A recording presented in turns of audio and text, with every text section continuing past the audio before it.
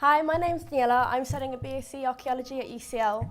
The reason I chose archaeology was because it was a subject that gave me the opportunity to study history with a more practical side. We do have a world-famous department, and the opportunity for field work was one of the main reasons I chose UCL. We have to do 70 compulsory days, which is unique to the university. Some of the top institutions in the country don't have that opportunity.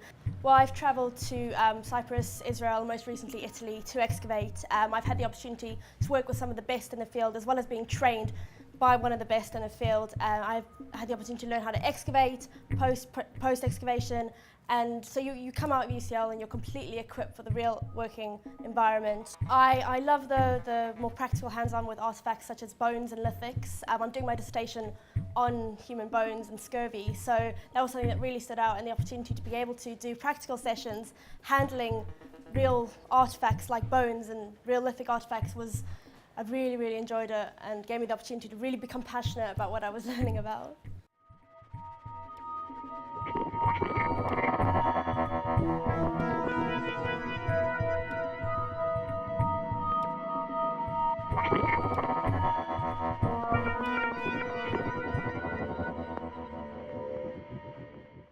As an international student, I thought London's the perfect place. It's so multicultural, you feel welcome wherever you go, especially at the Institute, where we do have people from all over the world studying and teaching here.